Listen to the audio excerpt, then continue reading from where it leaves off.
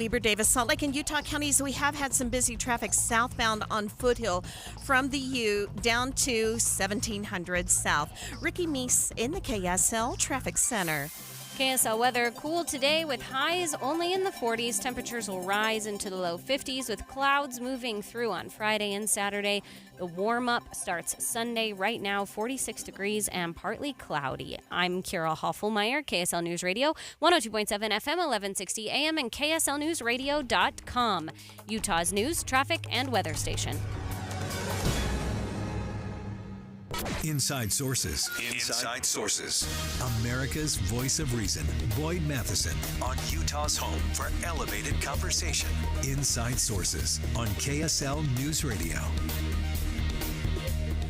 It's the day after Election Day for most of the country, except, of course, here in the state of Utah. We'll save that for another couple weeks. But the headlines paint an interesting picture of widespread Republican defeats. Democrats believe this bodes very well for President Biden rolling into 2024. Meanwhile, Republicans can't quite seem to figure out what they're doing, why they're losing, and what's going wrong. So do the Democrats have it right? Are the Republicans going to be perpetually wrong in 2024? Let's get beyond all the headlines of what took place yesterday. Let's begin. Think you know the news of the day? Think again with Boyd Matheson on KSL News Radio. As those Election Day results continue to roll in, we want to take a look at the big lessons for the Democrats and the big lessons for the Republicans as it relates to 2024 and what comes next. We're going to take that apart here in segment number one. Then coming up at 1:20, we're actually going to dig into that a little bit in terms of how that might shape Republican messaging, especially rolling into tonight's crucial presidential debate. So we'll get into that coming up at 1:20. But let's start with some of the things that we learned last night, some of the things that you're not hearing in a lot of places beyond the headlines. And the number one observation for me out of last night is a really simple one, and that is weary voters don't vote. And exhausted and exasperated voters find excuses to stay home. And what I have seen on the Republican side of the aisle is that the Republicans are exhausted. They're tired of a party that continues to spin on a lot of things that aren't really essential or central to what the party's supposed to be all about. So that bodes in some really interesting places. We'll talk about that coming up as it relates to who leads the party. Of course, currently, the former president, Donald Trump, is far ahead in the bid to become the nominee for the Republicans in 2024. But it's also interesting in terms of just looking at what the population of voters is going to look like rolling into next year. A lot of times you have those higher levels of education correlating with political engagement, kind of that turnout component, and those have increasingly been shifting towards the Democrats. Off-year voters have always been more reliably Democratic in recent years, according to a number of different sources on that. And so it's always interesting to look at these off-year elections. I actually think the off-year elections tell you a lot about both parties because they tend to be what we call base elections. It's the base of the party, the really engaged folks that are willing to show up in those off-year elections as opposed to just the presidential elections. So that's the number one thing, I think, for Republicans. Republican voters are clearly exhausted, exasperated, and not quite sure what comes next.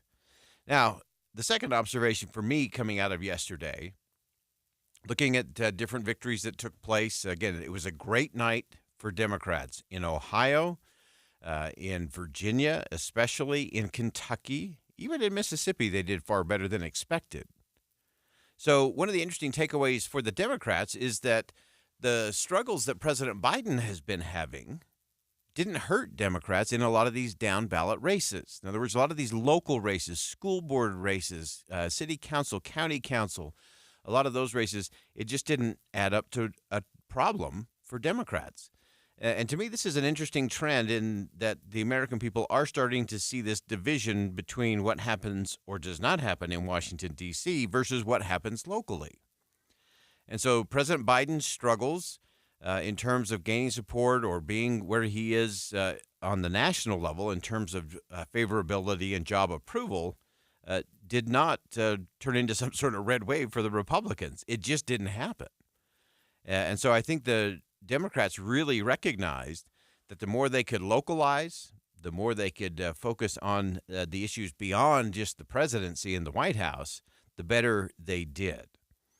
So a lot of Democrats won in 2022 in those midterms in spite of the president as well.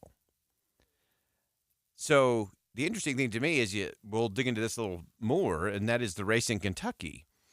So in Kentucky, the Governor Beshear, won re-election.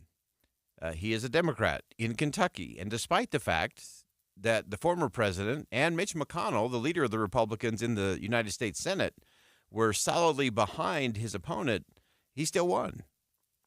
A state like Kentucky, traditionally red state, very Republican state, a state that the former president won by 26 points in 2020, and they have now a two-term Democratic governor. There's some interesting things in there. President Biden clearly did not hurt Governor Beshear in Kentucky. So that's an interesting component. We'll come back to that one a little bit. Also, the Virginia race was also very intriguing to me.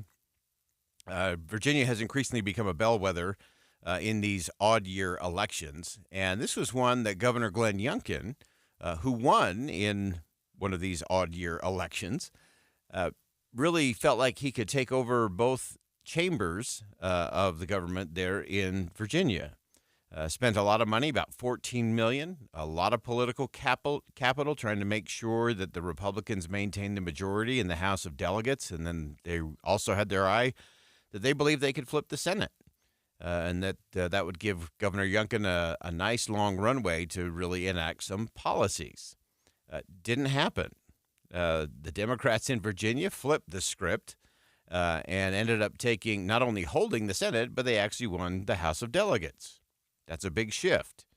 And we'll get into the whys and hows of that coming up. As I mentioned, Kentucky was another big eye-opener for a lot of folks in terms of Governor Andy Beshear beating the Republican Attorney General, Daniel Cameron. And while Beshear has had strong approval ratings throughout his first term, he's really built a reputation, and I think this was the core message coming out of Kentucky, is that Governor Beshear is very much a problem solver as opposed to a partisan.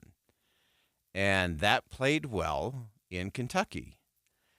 Even though the Attorney General, Daniel Cameron, was backed by Mitch McConnell, was endorsed by former President Trump, Beshear just took it to him and won pretty comfortably in a deep red state. And so that points to a lot of the other issues that we're going to come back to in terms of some of the messaging strategy. And then, of course, Ohio was the other place where there was big victories for Democrats. Ohio voters approved a constitutional amendment to ensure access to abortion and reproductive health care. Abortion is still obviously a big issue. We're going to talk about how you talk about that issue. That's an interesting one.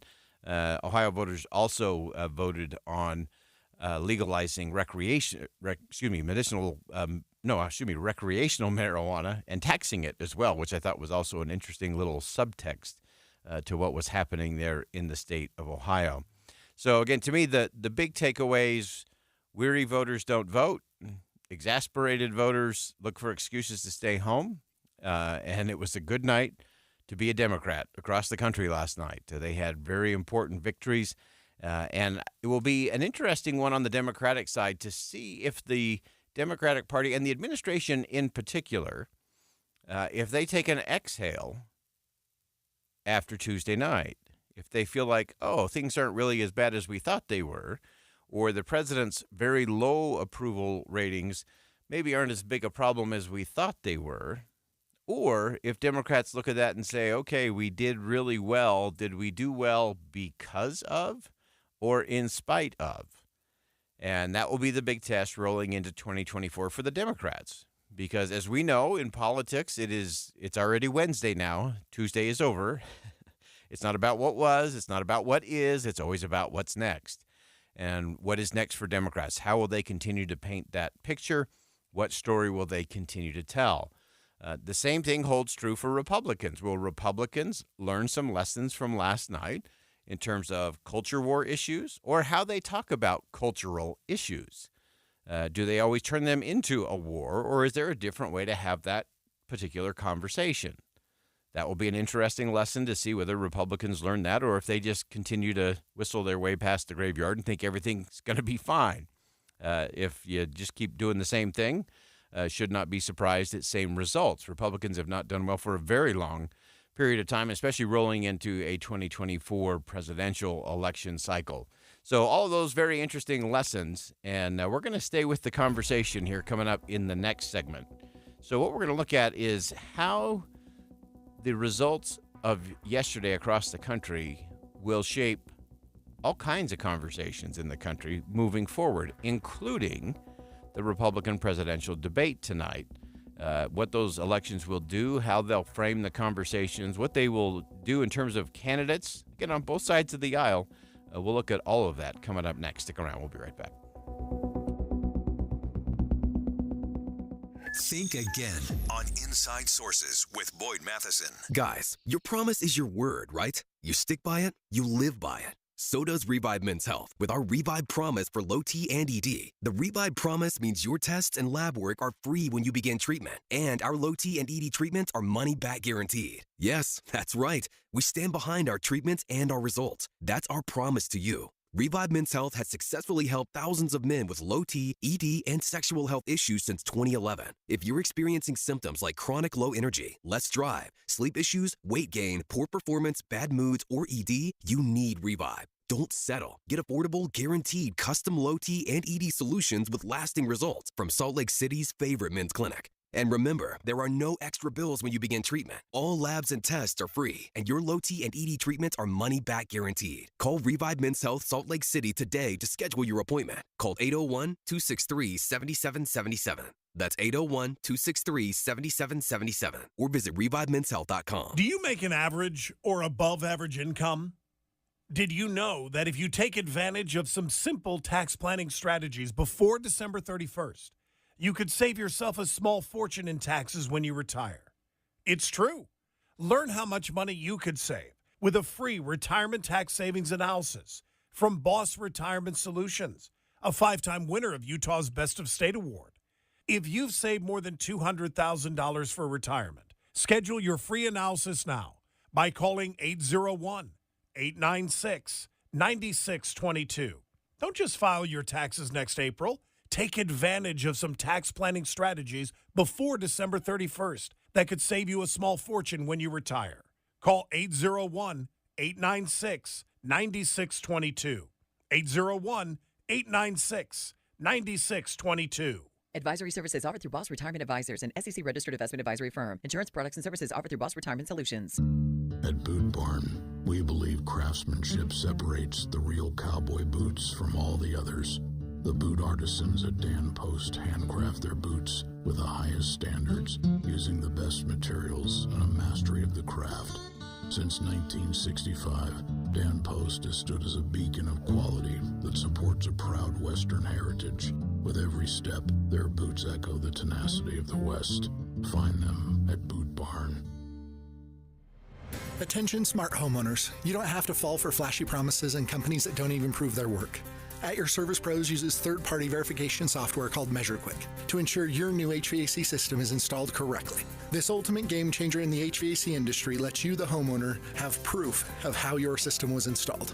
At Your Service Pros utilizes our Bluetooth tools to upload all of your system's information into MeasureQuick. We rely on data-driven insights to properly commission, optimize, and fine-tune your HVAC system for peak performance, improving your family's comfort, lowering your utility bills, and extending the life of your HVAC system. With rebates and tax credits available totaling more than $7,500 on a dual fuel heating and cooling system, it is now more important than ever that your HVAC system be installed correctly. So call us today at 801-YOUR-PRO. That's 801-YOUR-PRO. Have the peace of mind of saving up to 50% on your new system and knowing it's installed correctly by calling 801-YOUR-PRO. Food brings people together, but for many families, figuring out where their next meal is coming from is a challenge. 1 in 10 children struggle with hunger in Utah. No one should have to go hungry, especially children. Macy's has partnered with local food banks for the 2023 Harvest of Hope food drive to help keep that from happening. From now through November 30th, you can help a family in need. It's easy. At the checkout, simply let your cashier know how much you would like to donate through Macy's Icon Drive. You can also purchase a prepackaged bag of food filled with the items that food banks need most. Every donation, regardless of size, makes a difference. If you prefer to shop online, you can donate to the Harvest of Hope this season from the comfort of your home by adding either of Macy's donation options to your online shopping cart at macys.com/online. If you'd like to track the progress of donations made toward the Utah Food Bank or learn more about Harvest of Hope, visit macys.com. Macy's. Happy shopping. Any Hour Services can help you make sure your furnace keeps you warm this winter. Whether you need a tune-up, a repair, or a second opinion about replacing it, call Any Hour Services or visit anyhourservices.com. With the 3 things you need to know this hour, I'm Dan Bomas. First, the woman who was attacked by her son's dogs in Taylorsville has died. Whether he'll face charges has yet to be determined. Second, the University of Utah is hanging on to its spot in the National College Football Rankings. Third, a fire at a chemical plant north of Houston is sending huge clouds of smoke over the neighborhood. Right now, 45 degrees and sunny in Salt Lake City. Back to Dave and Dujanovic on KSL News Radio. Boyd Matheson divides rage from reason on Inside Sources. Welcome back to Inside Sources here on KSL News Radio. In the last segment, we looked at some of the big takeaways from Election Day yesterday across the country. Don't panic if you're here in the state of Utah. You still have 2 weeks. It'll be the Tuesday before Thanksgiving.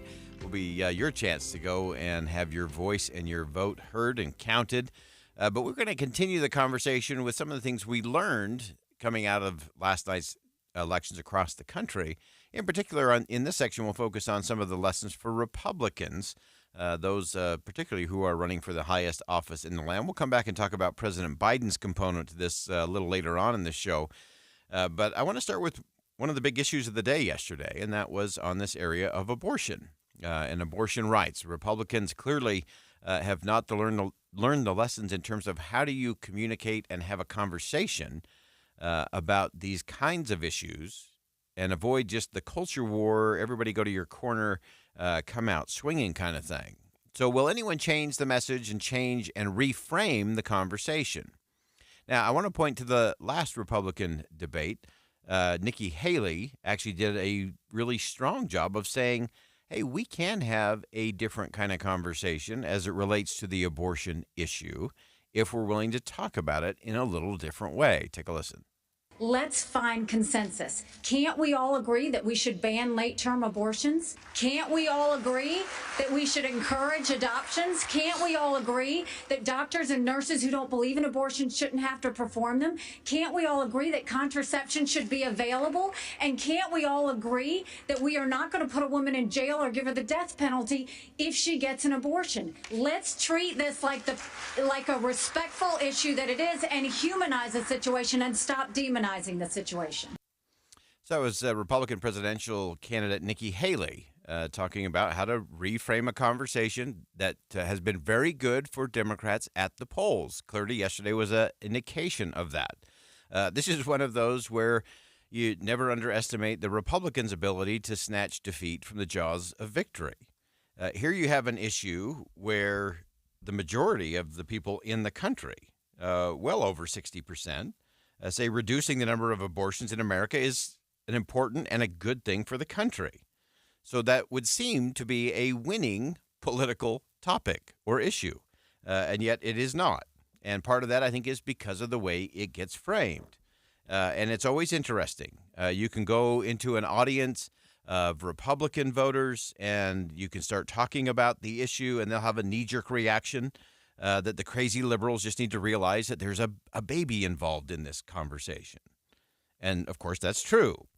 And then, of course, a lot of people look at some of those on the Republican side and think they're crazy, that they need to realize that there is a woman involved, often in a very difficult circumstance.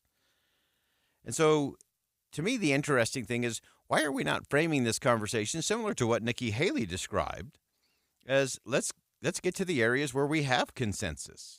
There are two lives involved in all of this, and that there is overwhelming support for a wide range of things. So interesting. Even if you just took as a quick example, Governor Youngkin in Virginia was talking about a 15-week abortion ban. Now, that seems to be an interesting space. Of course, it was 24 weeks under Roe. Some states now have gone to something much shorter than that. Most of the country seems to be about 15 weeks is the right space. A really interesting statistic, 91% of abortions are completed before 15 weeks. So even if there was a law that was enforced, it would only have a very minimal effect because those who do choose an abortion, 91% of those are before 15 weeks. So we're sort of arguing about the wrong thing and something that doesn't really have impact in the end. And so we have to change the conversation in terms of what we're looking at and just doing that very, very differently. And so if you look at that, really interesting, 3 out of 4 Americans believe it is important to protect a woman's right to choose and that choice should be made very, very early. There's great agreement on all of that. So part of it is a framing thing in terms of how we talk about life, the life of the mother, the life of the child, and how we go about that process.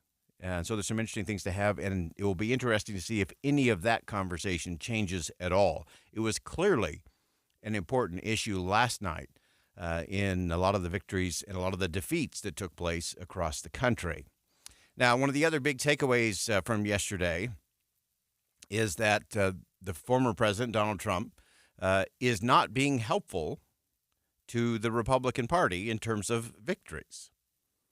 Now, of course, there was a New York Times Siena poll that showed the former president beating President Biden in swing states. That was a big focus the last few days. But on CNBC yesterday, pollster Frank Luntz pointed out that any other candidate, especially Nikki Haley amongst the Republicans, does better than Trump in a head-to-head with current President Joe Biden. If you put Nikki Haley in there or some other Republican, they do even better than Donald Trump. It is not the Republican strength. It is Democratic weakness.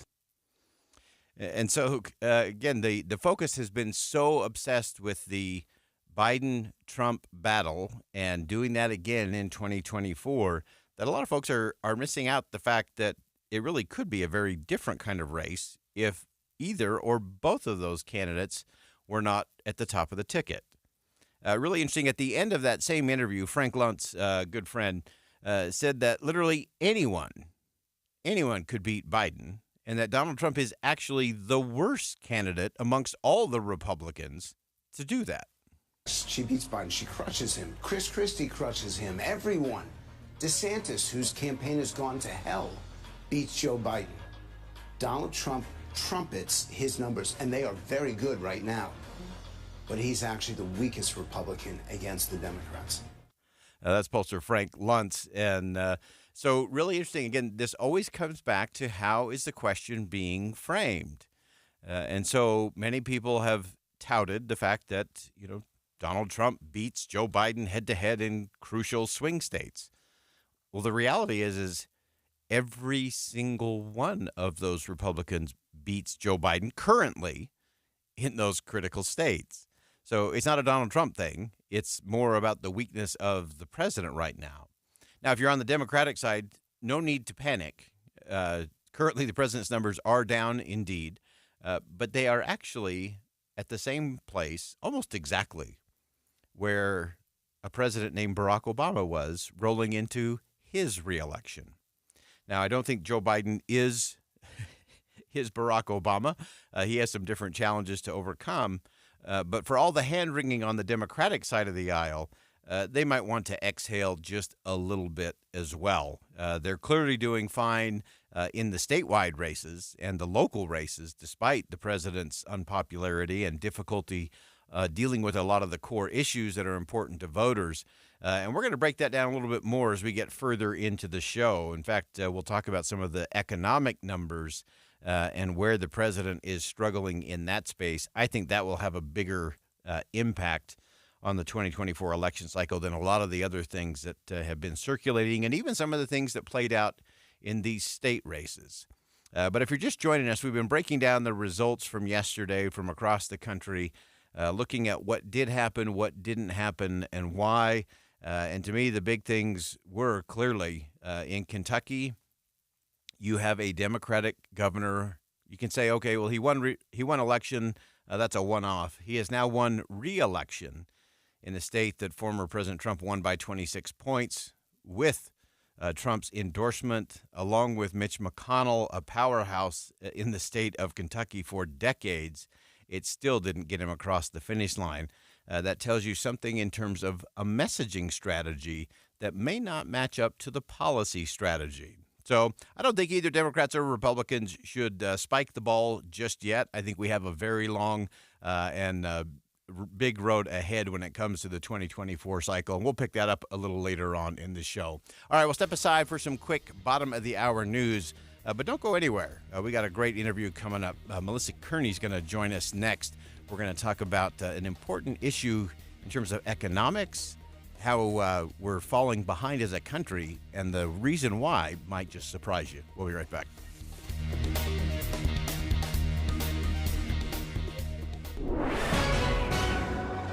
1:30 at KSL News Radio. I'm Kira Hoffelmeyer. KSL's top local story this hour. A tense exchange today between Senator Mitt Romney and a protester who was asking for a ceasefire between Israel and Gaza.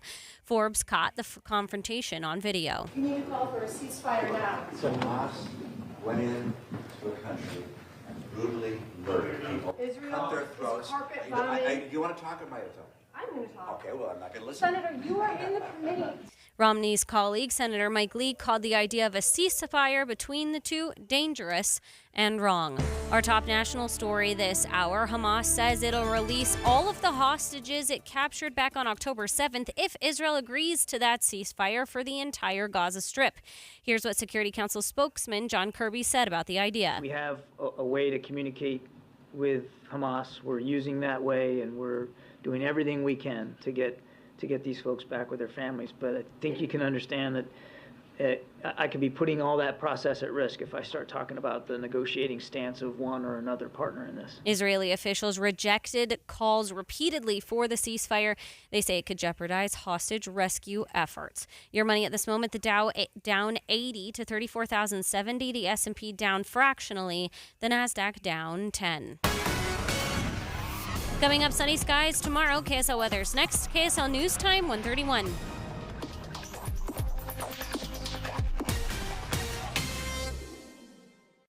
What do you need to hear in the morning to feel ready for the day? Important news that happened overnight. The traffic you'll hit on the roads. You'll be ready for your day with us. Join Utah's Morning News 5 to 9 on KSL News Radio.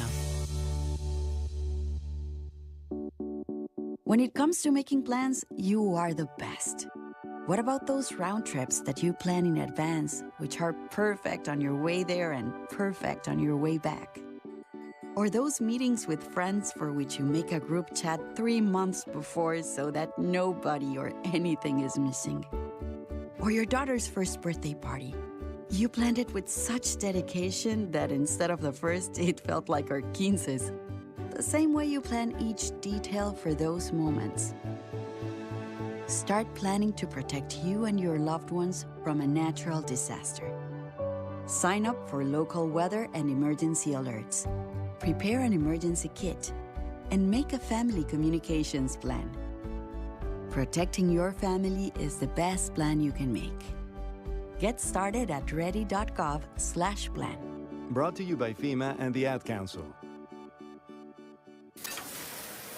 This is the lunch rush at your local deli. Orders are flying in. Online, on the phone, and in person. Order for Nick. So is it possible that fast internet could help your business outrun the rush? It is with Comcast Business. Up-leveling your speed with gig speed Wi-Fi, powering all your devices, and fast downloads and uploads, powered by the next generation 10G network. With Comcast Business, next-level speed isn't just possible, it's happening. Comcast Business, powering possibilities. Get started with fast speeds and advanced security for $59.99 a month for 12 months with a 2-year agreement. Plus, ask how to get an $800 prepaid card with a qualifying internet bundle. Call or go online to learn more. Ends 11/12/2023. Restrictions apply. Requires paperless billing and automatic payments. New 50 megabits per second internet and Security Edge customers only. Equipment, taxes, and fees extra. After 12 months, regular rates apply. Gig Wi-Fi requires gig internet and compatible router.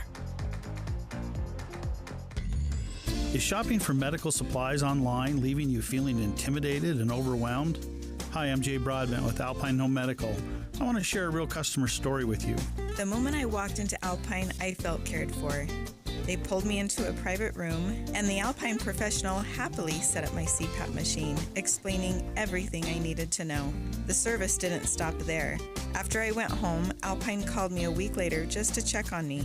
These guys really are the experts. Before Alpine, I was so stressed trying to navigate what I needed online by myself, but all the stress went away when I went to their store. They really do deserve 5 stars. We know when you walk through our doors, you deserve to be cared for. Stop by any of our 11 locations and discover the Alpine Home Medical difference. When you need assistance, we're here for you. Alpine Home Medical, we bring wellness home. AlpineHomeMedical.com. Traffic and weather together, brought to you by Granite Credit Union's new Dividend Plus checking account. Here's Ricky Meese. The earlier vehicle fire has finally been completely cleared. All lanes of travel are now open in Weber County northbound Highway 89 at Skyline Drive in South Ogden.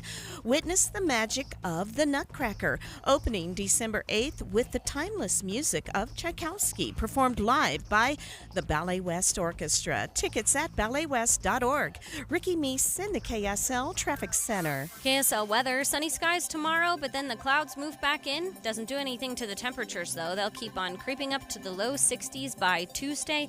Right now, 48 degrees and some clouds in the sky at KSL News Radio. I'm Kira Hoffelmeyer, KSL News Radio, 102.7 FM, 1160 AM, and KSLNewsRadio.com, Utah's news, traffic, and weather station.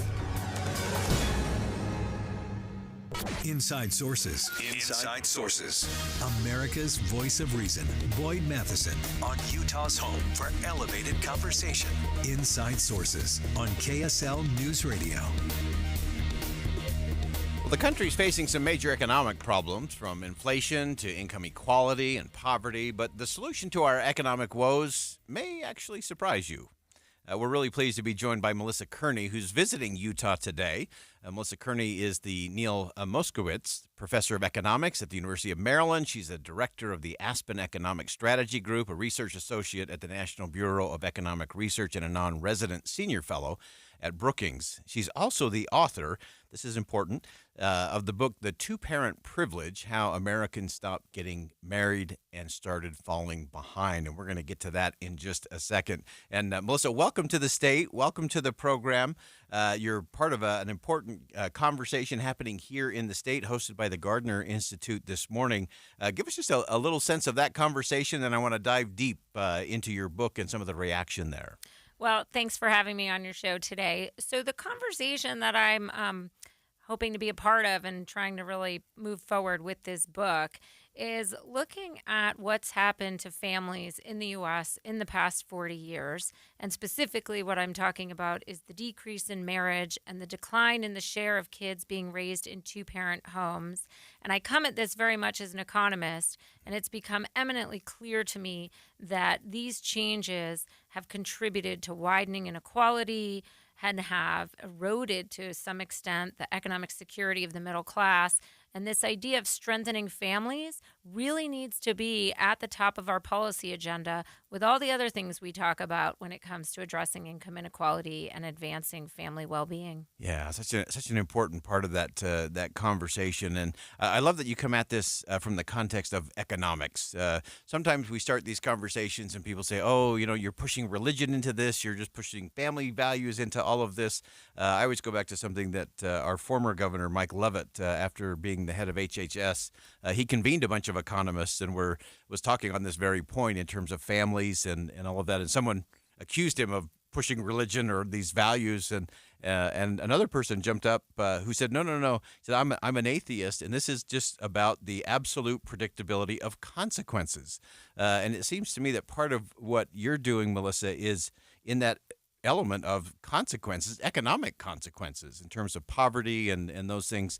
So give us kind of your backstory in terms of the book, where you started, what was the genesis point of that, and then we'll kind of walk it through.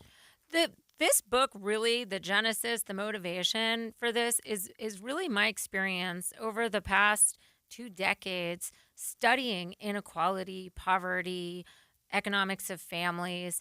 And in my experience, I've been in so many policy-facing conversations now where we talk about all the ways to improve child well-being, advance social mobility, and we don't like talking about families because exactly as you said, it starts to sound value-laden. But what has happened to the erosion of the two-parent family in the U.S. is really both a story of cause and effect of economics. And so the way I've come at this is just by looking at the data and seeing that as people outside the college-educated class have suffered economic setback after economic setback, it's gone hand in hand with a decrease in marriage and an increase in the share of kids living in a single-parent home. And this is yet another divide in our society between the college-educated class. They're pulling in high earnings. They're still maintaining a commitment to the institution of marriage, raising their kids in two-parent families. It's becoming yet another societal divide that's sort of accentuating the advantages of the most advantaged class and accentuating the disadvantages of people without college degrees. And so that's the sort of lens I bring through it.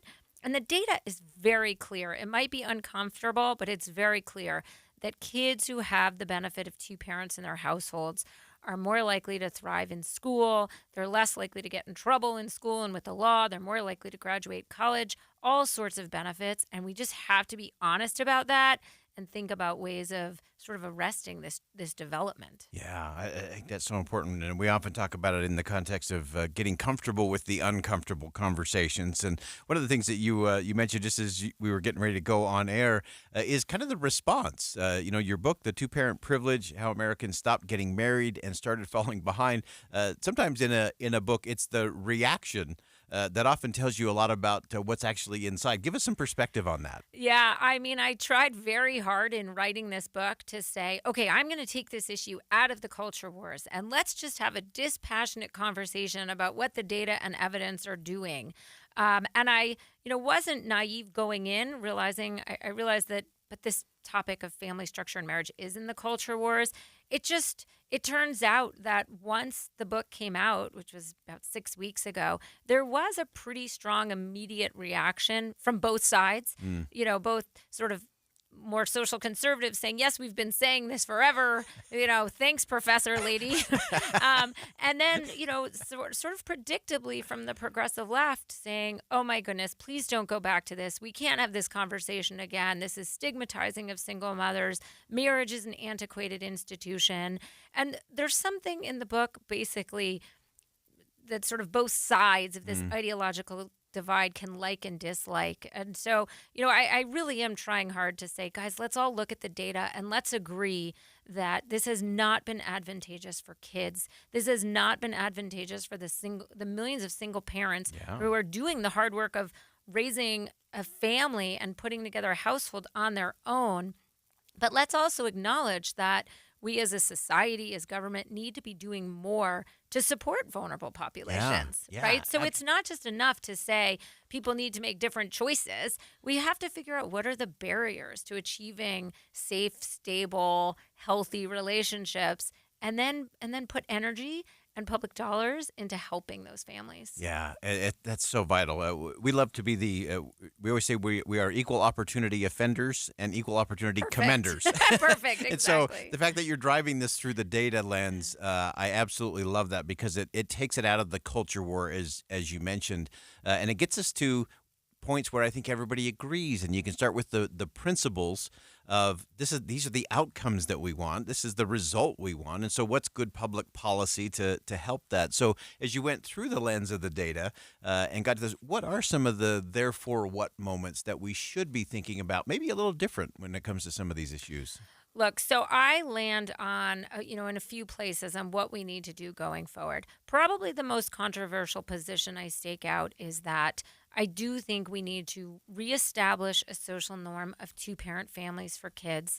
And that, in my mind, is just really being honest about the data and all the evidence we have showing that that's a beneficial structure for kids. So the agnosticism that I think comes from a good place of wanting to be inclusive of all family types leads us to, I think, in many instances, a dishonesty saying, that there's not a difference. There is a difference. So let's be honest about that. Okay. And then we have to think about how do we help more families achieve a two-parent household?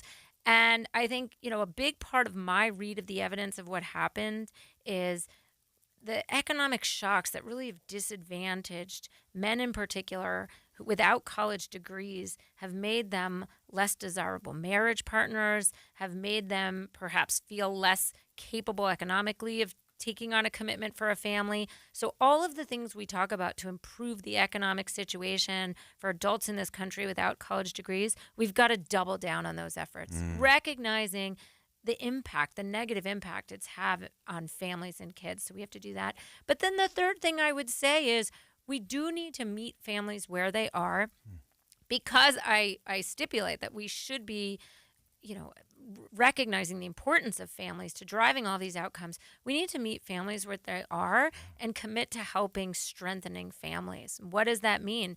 That means providing more public support, community support to vulnerable families, trying to address the barriers they have to parenting, co-parenting, any things that might be sort of keeping them from a stable, healthy parenting situation, whether it's intimate partner violence, lack of job stability, mental health struggles.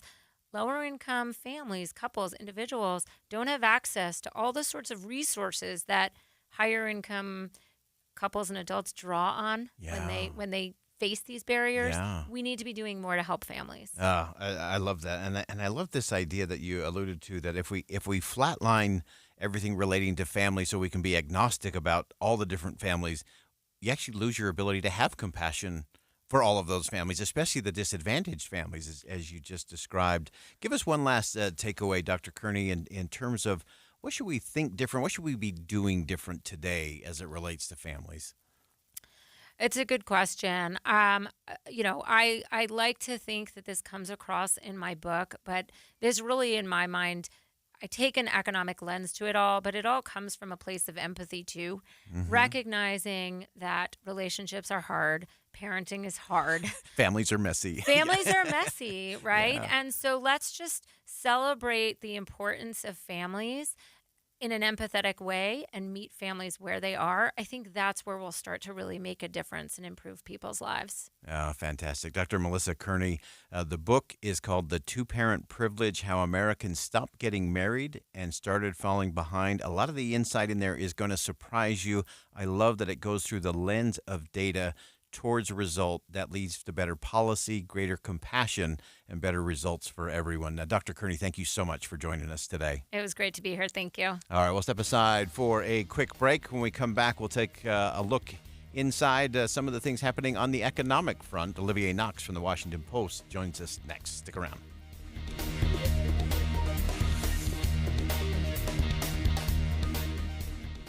Utah's special election seems much closer this week. Hard to believe we're into November already. And we're 1 year away from another presidential election. Polls find voters are not happy with the frontrunners from either party. For wall-to-wall election coverage, we have you covered. Your voice, your vote. 2023 on KSL News Radio.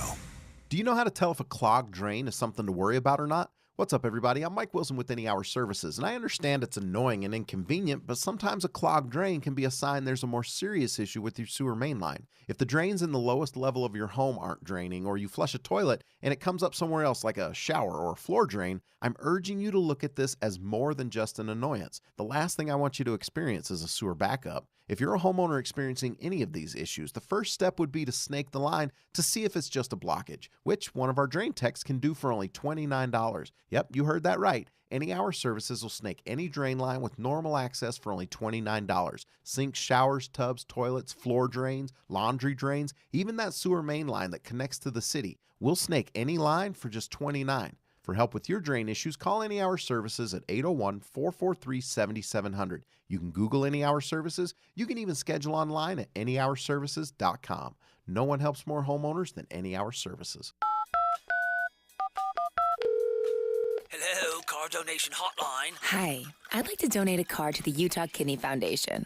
Are you in Utah? Awesome. Let's get some info and we'll send you a tow truck. But I want my car donation to benefit my neighbor in Farmington who needs a transplant. Are you in Utah? That's a gnaw. I'm in SoCal, but you're still donating to charity. What charity? Does it matter? Yes, I want my donation to stay in Utah. Righteous dude. You need to call Tow Cars in Utah. Locals only, am I right? Oh, yeah. I remember tow cars with a K like kidney. It's on a billboard somewhere. TOWKARS.org.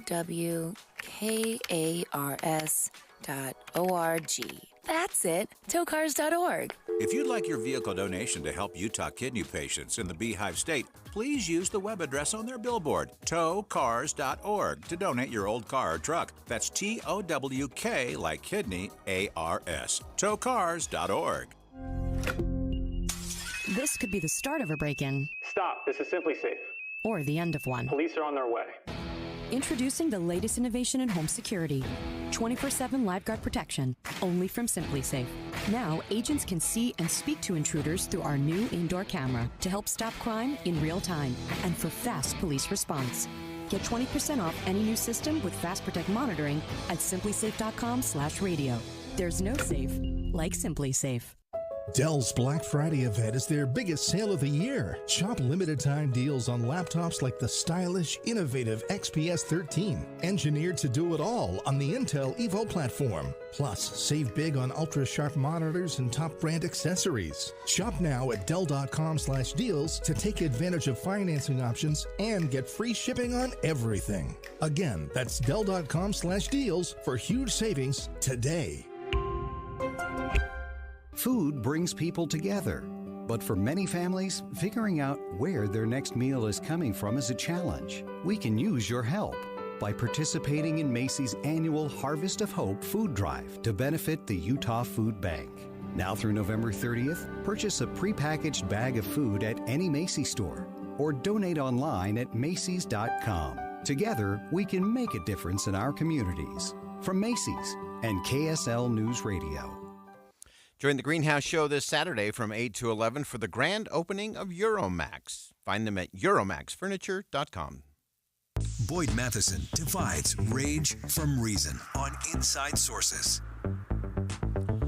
This week we've seen President Biden slump in the polls, particularly in the battleground states, as a lot of people were focused on the head-to-head matchups. Of course, it had zero impact on a lot of the races that took place yesterday. Part of the reason has been the president's age seems to be one of those dragging indicators, a little bit of the foreign policy component. But the biggest reason is the economy.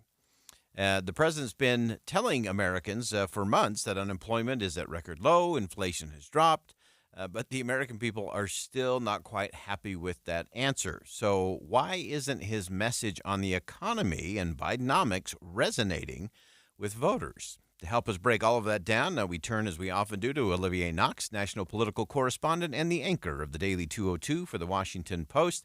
Olivier, welcome back to the show. Thanks so much.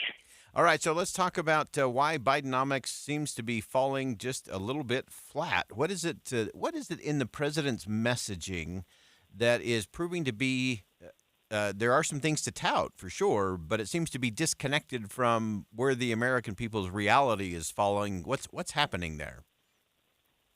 Yeah, that's a good point. I mean, there is a lot of good stuff happening in the economy. It's the strongest recovery of any rich democracy. Just look at the numbers comparing the U.S. recovery to the recovery in Europe. We're in pretty good shape. There are all these good macro numbers, record low unemployment. Investments in manufacturing. The problem lies in what people mean when they say the economy. I'm sure you've seen it. I'm sure you've been frustrated with it. But for years and years and years, we've had how do you feel about the economy? Is it going in the right direction, wrong direction? Do you approve of the president's handling of the economy? Yes, no. The problem is, what does the economy mean? Does someone who is personally bankrupt because of medical debt, does that person say the economy is great? Probably not. Well, we had some data this summer. The Economist YouGov put out a poll that finally asked the question, basically, when you look at the economy, what is the best indicator for how the economy is doing? A very sad 6% said the stock market. 15% said jobs, which is what, of course, President Biden has been focusing on. He's been pounding away at the jobs numbers since January of 2021. But that's just 15% of Americans say that's the most important indicator. 57% said the price of goods and services is the best measure for how the national economy is doing. Well, price of goods and services, of course, we're looking at inflation. Inflation has been high on Biden's watch.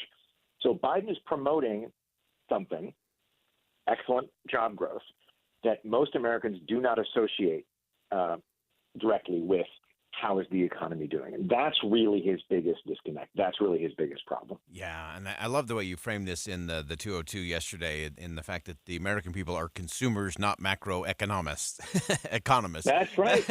And the thing is, that wasn't even my line. That was the line from Federal Reserve Governor Lisa Cook, whom Biden nominated for the job. You know, she was speaking at Duke University, and she was asked, hey, well, what's up with Americans' pessimistic outlook when we have all these other indicators that tell us that the economy is doing great? And I'm gonna quote here because I think it's really interesting what she said. Quote, if the economy is doing better, if this disinflationary process that we keep talking about is actually in process, then why are people so upset?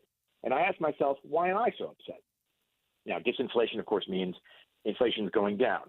Prices are increasing less quickly than they used to. It does not, however, as Lisa Cook wanted to point out, it does not mean that prices are going down. Quote, well, I know why I'm upset, because I have Gas Buddy on my phone and I'm looking around and I'm like, so when are prices going to get back to where they were before, right? And that's where the macroeconomists versus the consumers comes in. The macroeconomists are saying, wow, great, prices are increasing at a slower rate, right? There's disinflation. That's super. But consumers are looking at just absolute prices, and they're noticing that prices are higher than they were when Biden took office. They're looking for deflation, which, by the way, we don't want that. But they're looking for deflation. And so that's another part of the disconnect here with the Biden message. He can talk about disinflation. Prices are not increasing as quickly. But people still think, oh, God, eggs, bacon, coffee, those are all more expensive than they were before Biden took over. Yeah, I think that becomes such a challenge for the president. So what do you think is the message on the economic front for President Biden? I'm sure we'll hear a lot of mentions of that on the Republican debate stage tonight. But what does the message need to be in terms of the Biden agenda, in terms of how do you get the American people to recognize some of those positive things that are clearly positive things for the economy, but things that maybe hit a little closer to home or right around the kitchen table? Well, I'm sorry to say that I don't know that the positive message is the winning message here for the Biden campaign. Yeah. They just spent something like $7 million on ads to promote what he has achieved so far, what he wants to achieve, and it doesn't appear to have moved the needle very much. It does look like he's going to have to rely on attacks on the Republican candidate, most likely Donald Trump. He's the runaway favorite right now. In terms of the positive message, I mean, he's going to bang on about jobs. Of course he is. He's going to talk about, historic investments in green energy. Of course he is. I think if the trends stay on track in terms of real wages, which is to say wages while accounting for inflation, if real wages keep going up, life gets more affordable, right? Even if prices don't come back down, life becomes more affordable. So they may have to hope, and you can't message this, but they may have to hope that real wages grow in the next, not quite, well, I guess no, I don't know what's in the next year, but in the next six to 8 months, and that things start, Americans start having more breathing room, as the president likes to say. Great insight as always. Olivier Knox, national political correspondent, anchor of the Daily 202 for the Washington Post. It's how I begin my day. It's how you got to begin yours. It gives you the perfect perspective on the real issues and getting beyond those headlines. Olivier, as always, thanks for joining us today and for the great insight. Thanks for reading. All right. Again, that's Olivier Knox, the national political correspondent, anchor of the Daily 202 for the Washington Post. And I think this is a really great piece of insight. We've been talking a lot about 2024 and what the messaging is for the Democrats. The Democrats had a nice night last night in the off-year midterm election, and the Republicans are clearly struggling and floundering. But when it comes to 2024 and the big presidential election cycle, there's clearly a disconnect with President Biden and the American people. And I think this piece by Olivier absolutely nailed that, that the American people are consumers. They're not macroeconomists. Economists. It's been a long Wednesday. We must be a Wednesday. So the fact is that people, you can tell people, hey, prices are going up, but they're going up slower than they used to. That doesn't help. They want to see the prices come down. And they want things to be more affordable. So either their wages need to go up or prices need to come down, but you can't just say it's growing slower, so that's a good thing. Message doesn't quite get all the way through. Well, that wraps it up for hour number 1 of Inside Sources here on KSL News Radio. We'll step aside for some top-of-the-hour news. More Inside Sources coming up next.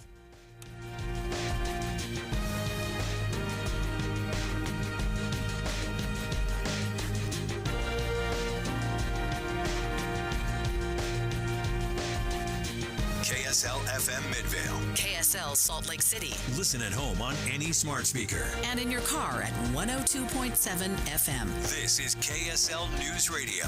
Utah's news, traffic, and weather station. 2 o'clock at KSL News Radio. I'm Kira Hoffelmeyer. KSL's top story this hour. State troopers say a traffic stop on I-15 just outside of Beaver yielded 18,000 fentanyl pills and resulted in the arrest of 2 people. Happened around 6:20 this morning when a Utah Highway Patrol trooper pulled over the car for illegal window tinting. Arresting documents say the trooper also found marijuana, a handgun, and magazines. The Great Salt Lake's wetlands are getting a boost thanks to more than $8.5 million in grants. Joel Ferry with the Department of Natural Resources says many of these projects are going to revamp outdated water infrastructure, including on one of the lake's biggest sources, the Jordan River. We have a hard time getting some water through. So if we can help improve some of those types of situations, actually lets us move more water through and ultimately get more water to the lake. Ferry says it'll take a couple years for these projects to get done. Our top national story this hour, more people are complaining about the airlines. Consumer complaints about the airlines nearly doubled in the first 3 months of this year compared to a year earlier and kept soaring in April and May, according to the U.S. Transportation Department, which is out with new figures. The department received almost 25,000 complaints about airline service just in the first 3 months of the year, up 88%. The department says it is investigating several U.S. airlines for possibly offering flight schedules that they're unlikely to be able to perform. Southwest Airlines has publicly said it is being investigated after its total system meltdown last December. Alex Stone, EBC News. Your money at this moment, the market's just closed, so the Dow finished down 39 to 34,111. The S&P finished up 4. The NASDAQ finished up 10. Coming up, temperatures are creeping up. KSL Weather's next. KSL News Time 2:01.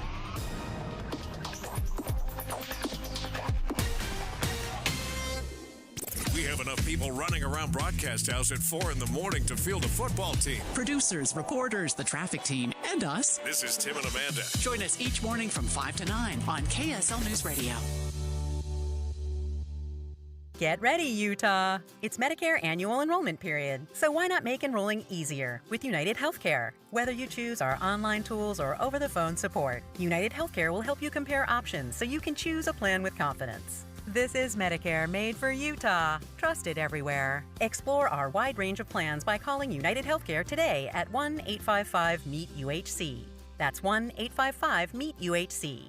Annual enrollment begins October 15th and ends December 7th, so call today. As the weather turns colder, this is when you need to get those new windows. So call Advanced Window Products. They'll replace your single-pane, rickety old windows with stylish, state-of-the-art double-pane windows with precision frames. You pick the style and color. They're custom-made right here in Salt Lake City. This company is so Utah. It's run by two guys who grew up here, Jake Weber and Utes defensive star Nate Orchard, the mayor of Sacktown with 7 NFL seasons under his belt. Great guys, great company building high-quality windows for 37 years. Unlike other companies, they build the windows, they install the windows, and they guarantee them for life. No middleman. There's Jake, Nate, and their team, and there's you. Saving on the highest quality windows. Right now, before winter, get $2,000 off 10 windows or more, and they offer 60 months, 0% financing. So call Advanced Window Products now. You could have stylish new windows in 8 weeks.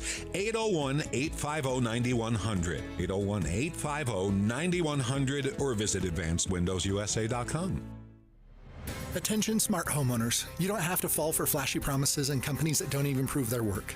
At Your Service Pros uses third-party verification software called MeasureQuick to ensure your new HVAC system is installed correctly. This ultimate game changer in the HVAC industry lets you, the homeowner, have proof of how your system was installed. At Your Service Pros utilizes our Bluetooth tools to upload all of your system's information into MeasureQuick. We rely on data-driven insights to properly commission, optimize, and fine-tune your HVAC system for peak performance, improving your family's comfort, lowering your utility bills, and extending the life of your HVAC system. With rebates and tax credits available totaling more than $7,500 on a dual fuel heating and cooling system, it is now more important than ever that your HVAC system be installed correctly. So call us today at 801-YOUR-PRO. That's 801-YOUR-PRO. Have the peace of mind of saving up to 50% on your new system and knowing it's installed correctly by calling 801-YOUR-PRO. What's holding you back from learning the language you've always wanted to know? Too hard. Takes too long. Not with Babbel. Babbel's lessons take just 15 minutes a day. 15 minutes isn't long. Nope. And they're fun. So you don't realize you're learning a language, but you are. In 3 weeks, you're able to start having conversations. And Babbel's lessons are built around real life. And with Babbel, it isn't hard. It's perfect. Now try Babbel free. Just go to Babbel.com. That's Babbel.com. Traffic and weather together, brought to you by Granite Credit Union's Dividend Plus checking account. Ricky Muse, what's going on? We have a lot of problems out there. We have reports of a nasty accident in Taylorsville, northbound Redwood Road, about 4600 south, blocking most northbound lanes and involving several vehicles. Then we have a police activity affecting traffic both directions. Highway 89 in Thistle for Utah County southbound is closed. At Highway 6 northbound is closed at Fairview. And then we also have reports of police activity going past Antelope Drive towards Antelope Island. Expect some possible delays. Don't miss the Rocky Mountain Gun Show this weekend at Mountain America Expo Center. Get 500 rounds of 9mm ammo for just $95. Ricky Meese in the KSL Traffic Center. KSL weather, cool today with highs only getting in the 40s. Temperatures are going to get to the low 50s with clouds through the week, but then we're going to see 60s on Sunday and beyond. Right now, 48 degrees with partly cloudy skies. I'm Kira Hoffelmeyer, KSL News Radio, 102.7 FM, 1160 AM, and KSLNewsRadio.com, Utah's news, traffic, and weather station. Inside Sources. Inside Sources. America's voice of reason. Boyd Matheson on Utah's home for elevated conversation. Inside Sources on KSL News Radio. Well, tonight at 6 p.m. Utah time, 8 p.m. Eastern, the Republican National Committee will hold the third Republican primary debate in Miami, Florida. There'll be 5 candidates on the debate stage as the field narrows just a little bit to determine who the Republicans will put forward against the current frontrunner, former President Donald Trump. So in this segment, we're going to dive into what each of the candidates on the stage tonight need to do in order to stand out and pick up momentum for their campaigns. Let's begin. Think you know the news of the day? Think again with Boyd Matheson on KSL News Radio. So there's a lot to cover about the upcoming election. We just are less than 24 hours away from most of the nation having their off-year elections. We've been breaking that down over the course of the day. We talked about some of the struggles that President Biden has had from a messaging standpoint and what he needs to do. moving into 2024. We wrap that up at the 150 slot with Olivier Knox from the Washington Post. You can check that out on kslpodcast.com a little later on this afternoon. And so now we're going to go to the Republican side of the aisle and look at the debate stage tonight. As we noted, the frontrunner currently, former President Donald Trump, will not attend the debate once again. This will be 0 for 3 for the former president, and he will be 3 for 3 in holding his own campaign rally at the same time, trying to distract and divert a little bit of the attention away from those on the debate stage to his message and what he's trying to do.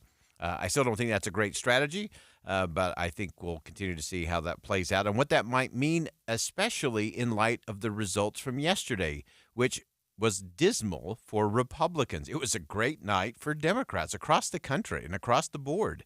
Up and down ballots in state elections, they did incredibly well.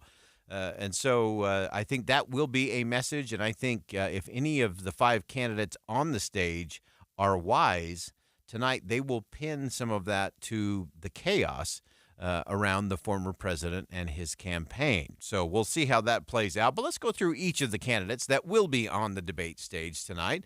What do they need to do? It's always about differentiation.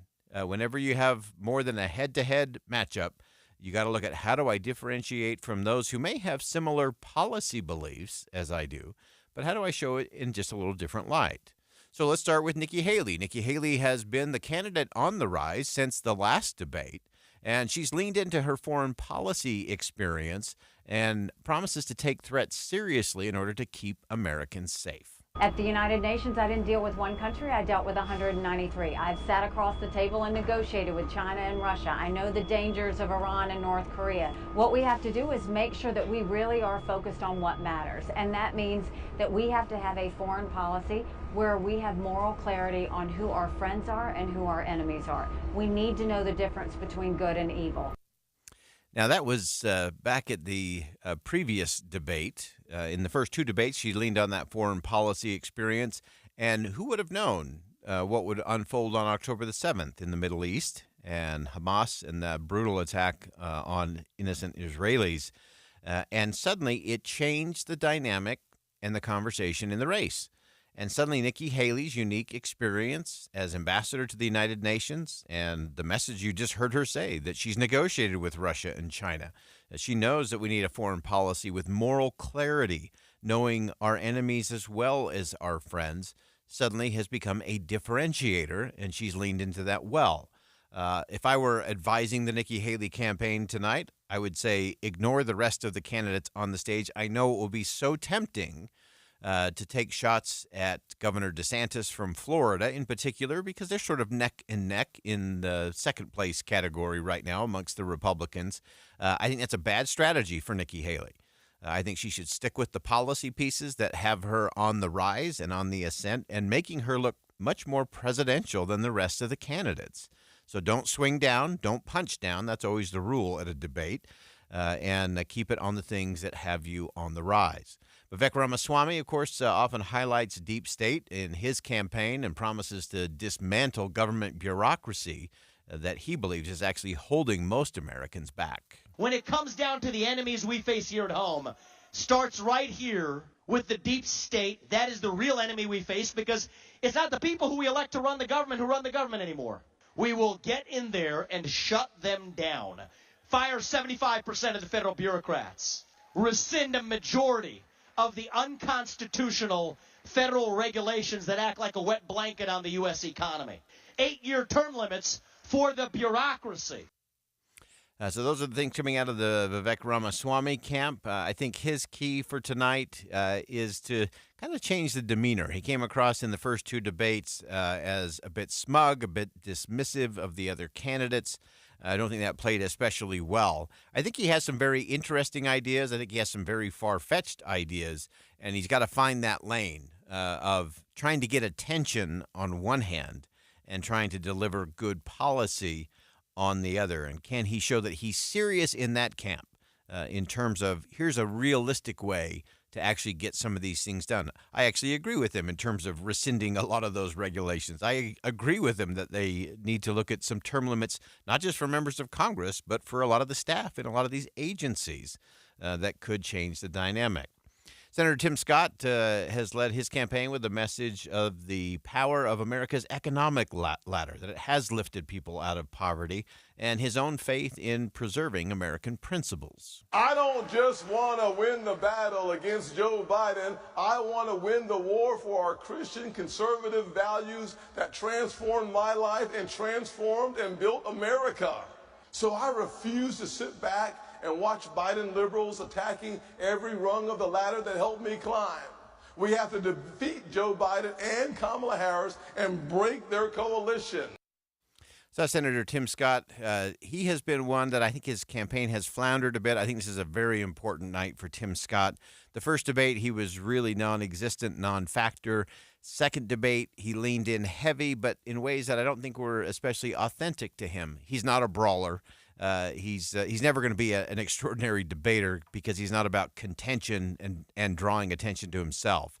But I do think he has to lean in terms of a message. I think he is someone who could deliver the message of, look, if you like the policies that created a nice economic engine and created upward mobility, and you're tired and exhausted by some of the former president's antics and chaos, then I can be your person, and he can lay out that strategy. I think that's the only path forward for Tim Scott. He's got to get the consultants out of his ear and actually get back to what makes him unique and move in that direction. Former New Jersey Governor Chris Christie, of course, has led the Republican resistance against former President Trump, touting himself as the only candidate who will actually stand up to the former president. There is one candidate who's willing to stand up to Donald Trump. There is one candidate who's willing to stand up to the bullying and the yelling and the lying. And I'm the candidate. Every one of the other ones who you'll see on the stage on Wednesday night all raised their hand and said they would support a convicted felon to be the Republican nominee for president. I'm the only one on the stage who kept my hand down. This is a determining issue in this race. Donald Trump is the issue in this race.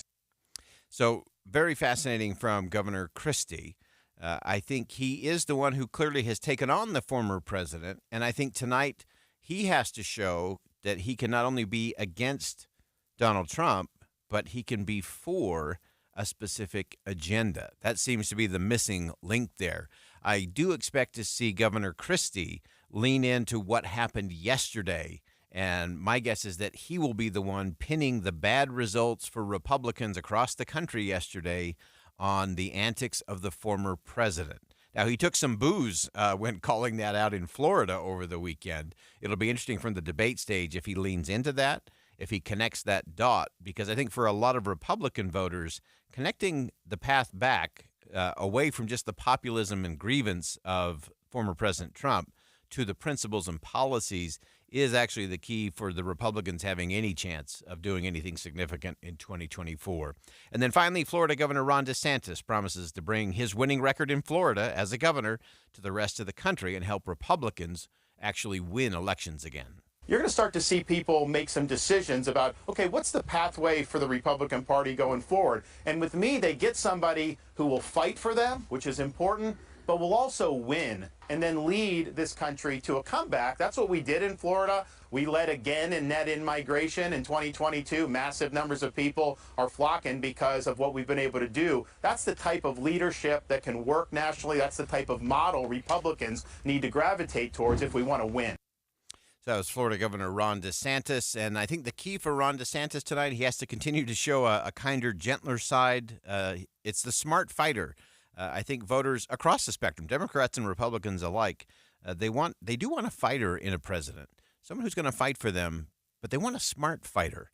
And I think that's the test for Ron DeSantis. Can he show that he's not just about brawling with Disney and big companies and those kinds of things, the culture wars, but can he be the kind of smart fighter that can lead the kind of transformation he's hoping will come to the Republican Party? And then, as we said, of course, the big elephant not in the room is the front runner currently, and that's former President Donald Trump. And will his mounting legal woes and will the chaos that continues to surround his campaign, along with the losses in so many key states last night, even with his endorsement and support, does that start to undermine what that base of the party is convinced is their path back to the White House? And will they see an alternative on the stage in one of those 5 candidates?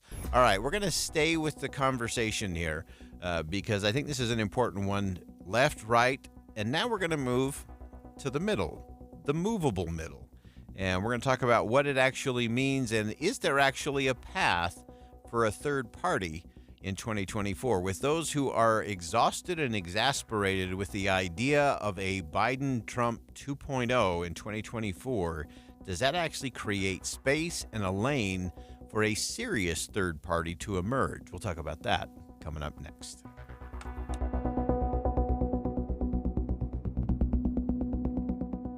Think again on Inside Sources with Boyd Matheson. After a tough loss in West Virginia, I got to start seeing better fundamentals and better technique on our football team, and that's in all 3 phases. BYU needs a win for bowl eligibility. BYU still has 3 more shots. These players have work to do, and you got to shake off these stats. Saturday, our Cougars return to the familiar mountains of home. BYU, Iowa State. Extended pregame coverage from Provo starts at 6 with kickoff at 8:15 on your legacy home for Cougar Sports, KSL News Radio. We always like to say people can tell you that you're special, but then there are real people who tell you and show you through their actions that you are special. Hercules Credit Union is all about putting words into action. So let Hercules Credit Union treat you extra special with a limited time offer. You can open a new checking account, and Hercules Credit Union will upgrade you to a premier checking status account free of any monthly service fees. You'll get all the great benefits: travel benefits, cellular care coverage, health and wellness savings, family benefits, Ticket Express, and so many more. Your account has the ultimate in all of these protections just for you. You can learn how to qualify for a free premier checking account for a limited time because you are special. You can check it out at HerculesCU.com. And with Hercules Credit Union, you can find their locations in Taylorsville, Harriman, Riverton, and Salt Lake City. Or, as always, with Hercules Credit Union, find them online at HerculesCU.com. That's HerculesCU.com. Donate your car to Charity Hotline. This is Roger. Hi, Roger, I'd like to donate my car. Yeah, good. Leave the keys in it, park it on the street, and we'll send a thug. Tow. Where's your office? In New Jersey. Where do you want it to be? Well, Roger, Yeah. I want to make sure my donation helps Utah kidney patients. It will. Which ones? Well, does it matter? Yes, I want the money to stay in Utah. And boy, have you got the wrong number. If you want your car donation to help people here in Utah, turn your car into a kidney car for the National Kidney Foundation of Utah and Idaho. Hi, this is Luz Lewis Perez. Kidney Cars is the Beehive State's #1 choice for charity car donation since 1990. When you donate your car to Kidney Cars, funding stays in Utah to help local Utah kidney patients and funds local medical research. Kidney Cars gets donors the highest tax deduction, along with free towing. Visit towcars.org and learn more. That's Towcars with a K, like kidney. That's TOWKARS.org. Did you know that feeling sluggish or weighed down could be a sign that your digestive system isn't working at its best? Taking Metamucil every day can help.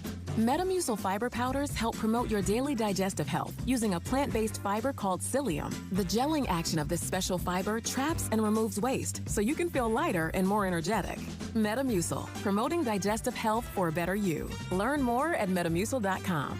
These statements have not been evaluated by the Food and Drug Administration. These products are not intended to diagnose, treat, cure, or prevent any disease. Mr. Clean, Mr. Clean. Of course I use Mr. Clean Magic Eraser to clean tough messes off my stovetop and bathtub. But then I discovered I can also use it to easily clean my patio furniture and even my shoes. I'm hooked. And when wipes won't cut it, I use Magic Eraser Sheets. They're thin and flexible erasers, perfect for everyday messes, like gunk on my counters and sinks. They really are magical.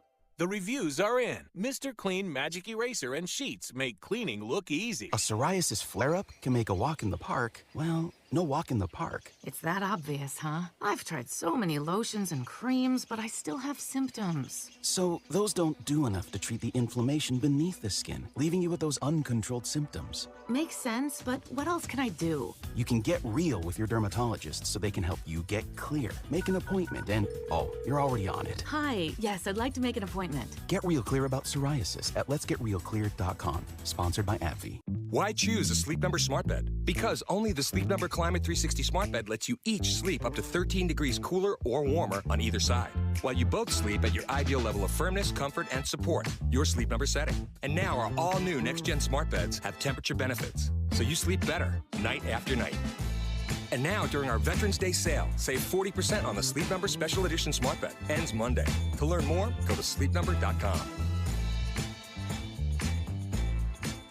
Arrive in style in a great fitting suit from Mr. Mac. They ensure a perfect fit, offering fast, free alterations by expert tailors at all 9 Mr. Mac stores. Arrive in style, Mr. Mac. Utah Symphony's Film and Concert Series delivers full-feature films on the big screen as the orchestra plays the soundtrack live. Tickets on sale now at utahsymphony.org. With the 3 things you need to know this hour, I'm Kira Hoffelmeyer. First, a big drug bust in Beaver today. Utah State troopers say a traffic stop yielded 18,000 fentanyl pills this morning. 2 people were arrested. Second, we're learning the name of a woman who died this week after being attacked by her son's pit bulls last week. Taylorsville police say 63-year-old Sandra Miller died of her injuries.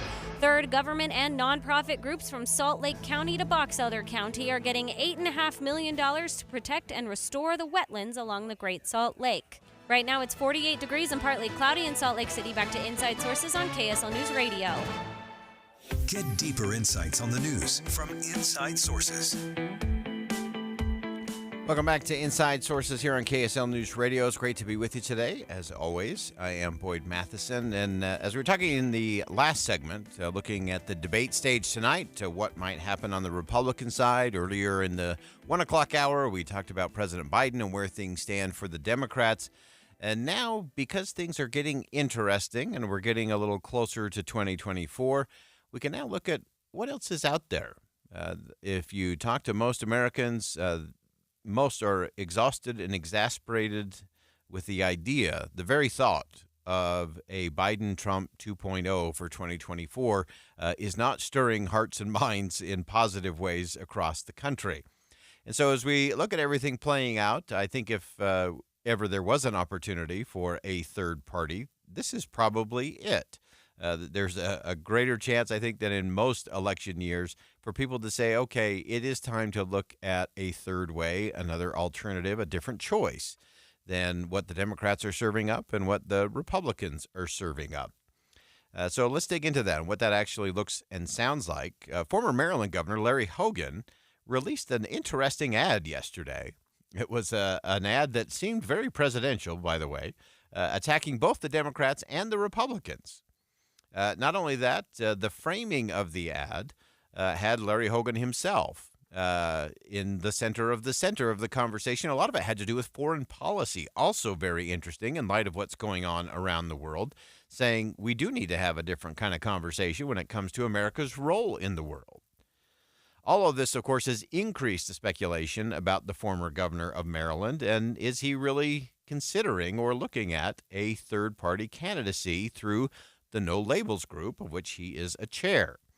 So I want to play just a little bit of the sound from this new ad that came out. This is a No Labels ad featuring Larry Hogan. Take a listen.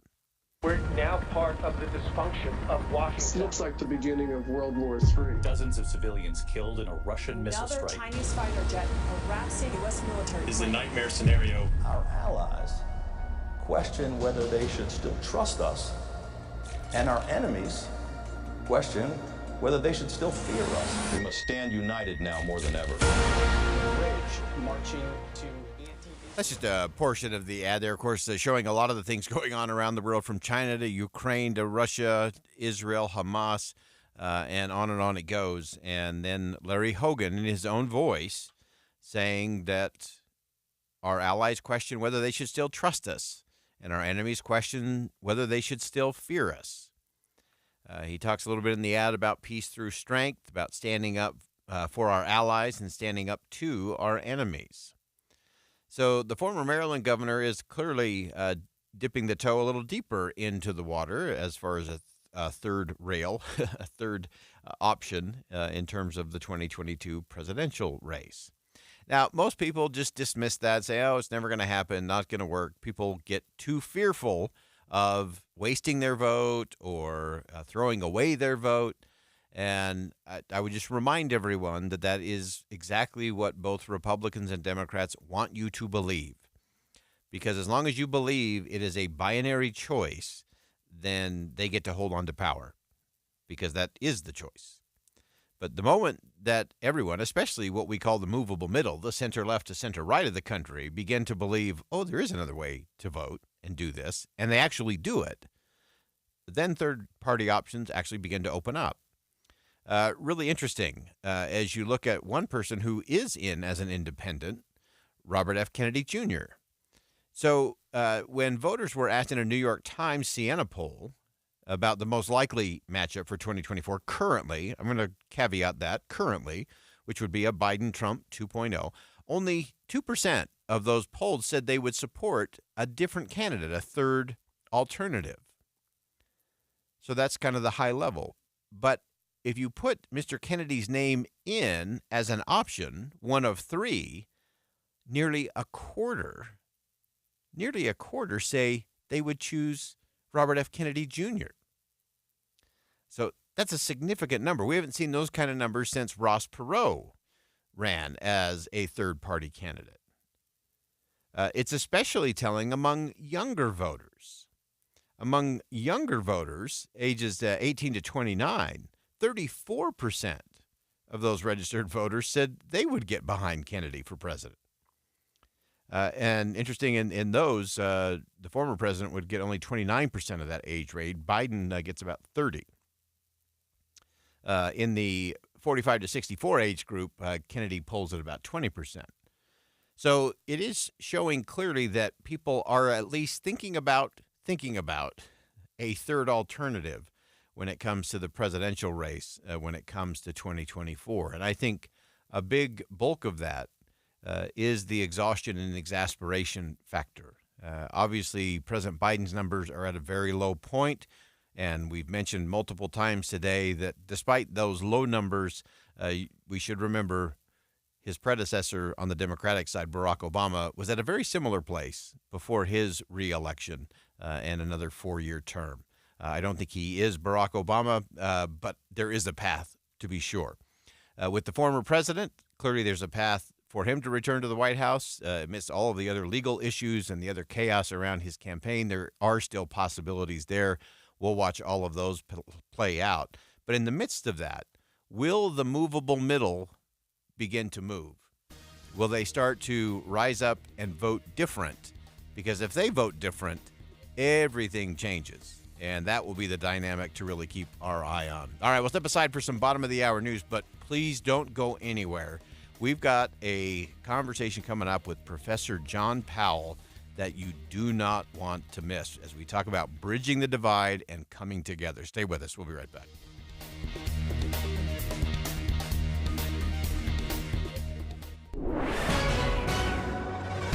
2:31 at KSL News Radio. I'm Jessica Lowell. KSL's top story this hour is breaking news. The Davis County Sheriff's Office is responding to reports of a shooting on Antelope Island. There's a search underway for a suspect, but very few other details are available right now. We have a reporter on the way to the scene who will bring us the very latest.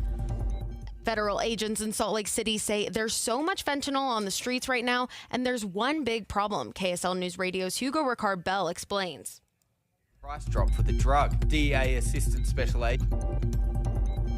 A major price drop for the drug. DEA Assistant Special Agent in charge, Dustin Gillespie, tells me a single pill cost $12 a year and a half ago. Today, it's under $1, meaning it's a lot easier for someone panhandling to scrape up enough spare change to score a hit. The reason why is an uptick in production, dating back to the arrest of El Chapo in 2019.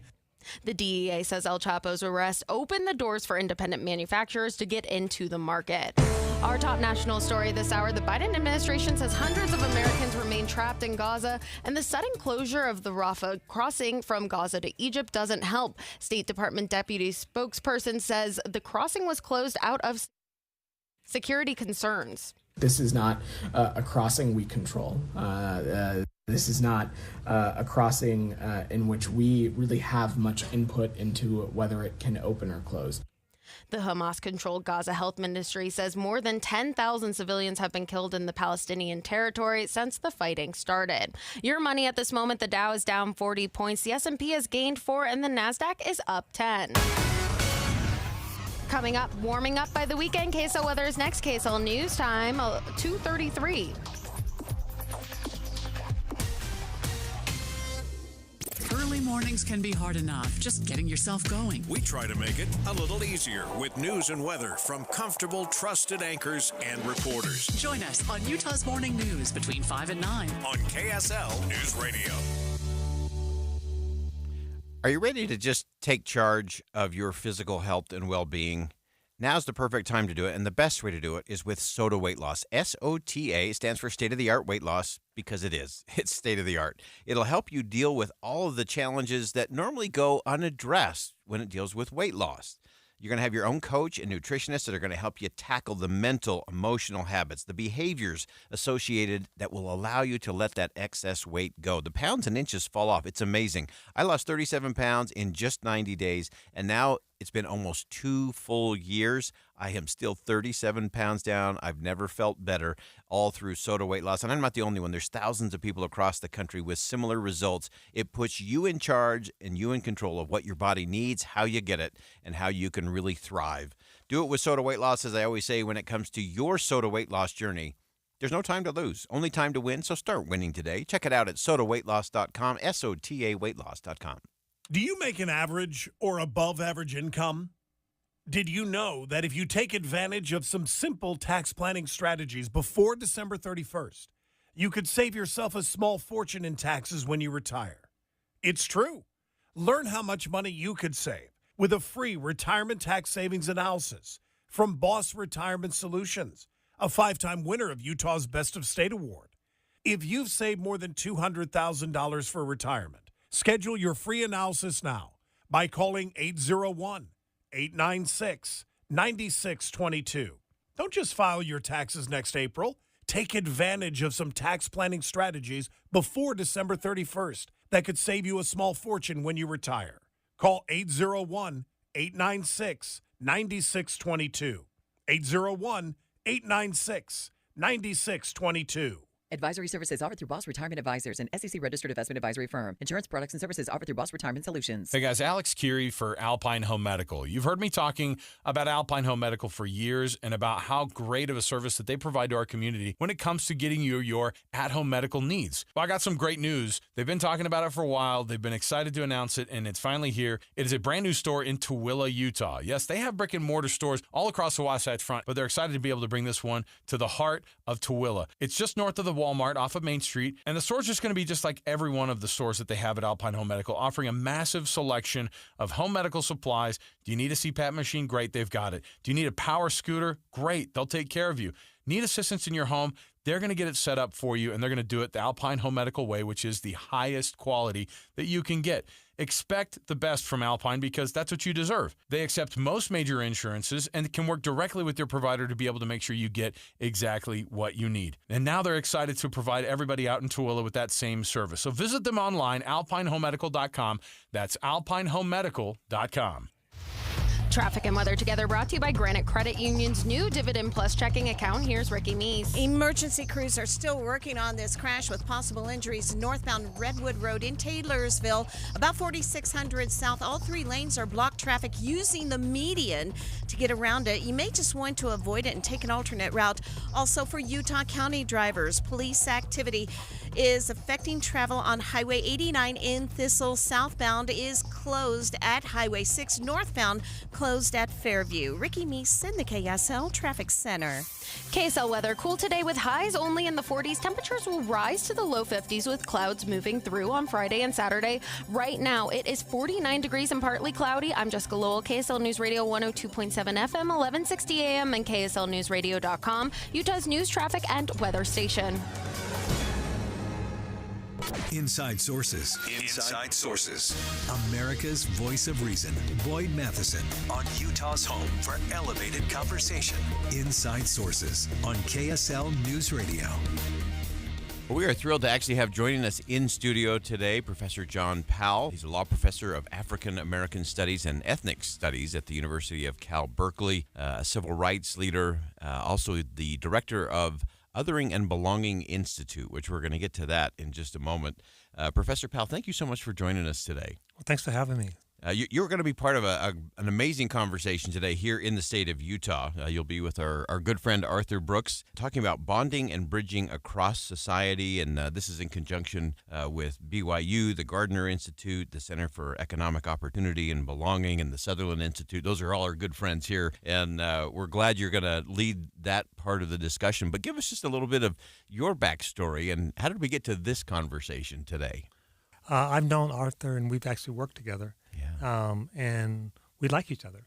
And I showed up in his book, Love Thy Enemy. Yeah. And of course, the only criticism I have of the book is it's like, who's the enemy? You know, it's like, I prefer love thy neighbor. But I think even though we have very different views in some respects, we respect each other. And I think we have very similar end goals. We have different appreciation as to how to get there. But equally important, if not more important, I think in the time of a very fractured country, when people are yelling and screaming at each other, and sometimes over small differences, sometimes over larger differences, I think it's really important for people to see that even if you have differences, you can talk to each other, you can listen to each other, you can learn from each other, and you can even care about each other. Yeah. So that's what we'd like to try to model. Yeah, I love that. And you often frame that in the context of bridge building and just how important that is to be bridge builders. Sometimes I think we get caught, sometimes we differentiate it as peacekeepers, which are either avoiding the conflict or the challenge altogether, or you're doing it by force or steamrolling the opponent so there is no dialogue. But peacemaking is where that bridge building really comes into play, because I'm with you. It's not about the enemies. It's brothers and sisters. That's the difference. That's exactly right. My father he passed away a couple of years ago, but he was a Christian minister, and my mom passed away earlier.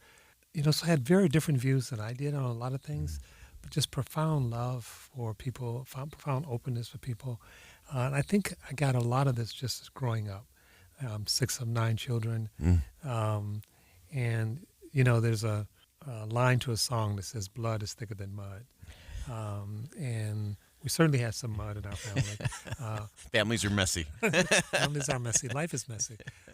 So I just think this is a really important time, and I really applaud what you're doing and some of the stuff that's happening here in Utah, and I hope it just continues to happen, because the other side, in terms of more and more fragmentation, more and more polarization, demonizing each other, I think that's just extremely dangerous. Yeah, it is extremely dangerous. And I knew we had a connection. So you're 6 out of 9 children. I'm 8 out of 11 children. So I know it's messy. I know it's muddy. But it is where you learn to bridge the differences in a real powerful way. That's right. I mean, you have all these people around you that you can't get rid of. Yeah. My dad used to always do it mathematically. He'd say with 11 children, 2 parents, that's like 144 different conversations and communications going on at any one time. And often that does lead to some of that fractured feeling in there. One of the things I want to get to, Professor Powell, that I think is so powerful is you've done a lot of work in terms of the sense of belonging.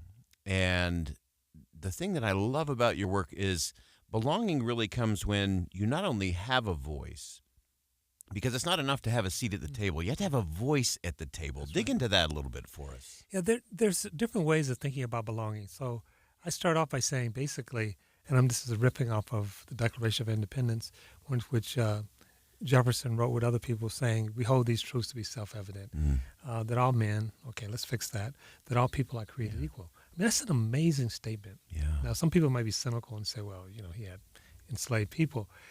But still, it's an amazing statement, especially 250 years ago. Yeah. When the world was organized with hierarchy. And so I say what we are really reaching toward now is we hold these certain truths to be self-evident. Everybody belongs. Yeah. Everybody belongs. And I travel around the world and sometimes meet with refugees, and people will say, I've been in Germany and I don't feel like this is home. And I said, you always belong. You know, the word human comes from humus, which means of the earth, which means we belong to the earth. So the question is, how do we actually practice that? Yeah. And I remind people that literally all of us was born attached to another person. It's not just a metaphor. We actually do belong to each other. We don't act like that sometimes. And as you said, we forget, sometimes we act like we're not only not our brothers and sisters' keeper, sometimes we act like we're not our brothers and sisters' brother and sister. And so I think a lot of the spiritual traditions, a lot of the moral traditions, and just common sense says we're sharing this beautiful earth together. And the thing that makes human beings, by most evolutionary biologists' account, really special is not our big brains. Apparently, the Neanderthals had brains probably just as big, not our strength, not our size, but it's our ability to cooperate and tell stories. And so over the last couple of thousand years, we've been telling stories that are sometimes bridging stories, that we're all in this together, and sometimes breaking stories. Look out for that other guy. They're out to get you. They're out to steal from you. And I think we have to tell more bridging stories. Yeah, I'm so glad you got to the stories, because I wanted to make sure we spent some time in that space, because I think it drives so much of our behavior and our understanding of one another. And so give us an example of how you can use those bridging stories versus the breaking stories in some of the crucial conversations we need to have in our country and in our communities. Well, the heart of bridging stories is what people call compassionate or empathetic listening. We just met with Senate chiefs in D.C., half Republican, half Democrat, and we asked them to give examples of bridging stories in their own life. And one of the persons says, I want to identify him. He said, well, when something comes up, sometimes I just say, I apologize, I'm sorry. He said, and the temperature just goes down, instead of defending what I'm doing. So bridging really is about listening, empathetic listening, listening to other people's suffering. And listening doesn't mean we agree. It doesn't mean we even like them. But it means, there's a South African word called sawubona, which means I see you. It's also interpreted to mean the God in me sees the God in you. I see you. In terms of schools, in terms of medical, in terms of, people do better when they're seen, when people really know. So that's bridging and belonging. Breaking, just the opposite. And breaking happens when people are afraid. And the more fear and anxiety there is, the more likely people are to blame somebody. And we talk about, I talk about when things are happening, who do you talk to? Who's your audience? And people, say, well, they fumble around. It's a little bit of a trick question. And I say, your audience is the lizard. And do you know who the lizard is? Again, another trick question. The lizard is the oldest part of the brain. It's the amygdala. It's a part of the brain that actually processes most of our fear and anxiety, our fight, flight, and fight. And when the lizard is happening, when the lizard is holding court, the prefrontal cortex, which is where reasoning, where rationale comes from, is offline. So we have to actually quiet the lizard so we can actually talk to the rational part of the brain.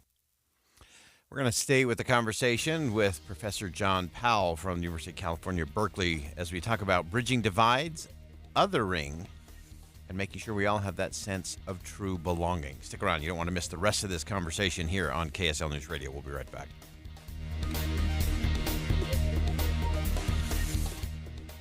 Do you make an average or above average income? Did you know that if you take advantage of some simple tax planning strategies before December 31st, you could save yourself a small fortune in taxes when you retire? It's true. Learn how much money you could save with a free retirement tax savings analysis from Boss Retirement Solutions, a 5-time winner of Utah's Best of State Award. If you've saved more than $200,000 for retirement, schedule your free analysis now by calling 801-896-9622.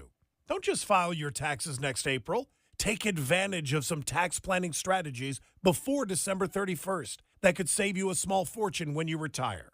Call 801-896-9622. 801-896-9622. Advisory services offered through Boss Retirement Advisors, an SEC-registered investment advisory firm. Insurance products and services offered through Boss Retirement Solutions. Hi, this is Doug Wright. Got the Western Nut Company catalog in the mail the other day. I love the holiday season because since 1966, Western Nut has certainly been a part of our holidays at the Wright family. Right now, they are doing something extra special. I don't think they've ever done this before. Friends and family discount for all of us for just a couple of days coming up on November 9th through the 11th. Mark your calendar. You're going to save like crazy, not only on the nuts and the goodies, the candies and the peanut brittle, but you're going to save on decor as well. As a matter of fact, in the store, they're going to have people there who can really help you out and give you some advice for decorating this holiday season. You're going to be amazed. That store is wonderful at 434 South on 3rd West. Don't miss it. The Friends and Family event, 20% off on everything in the store.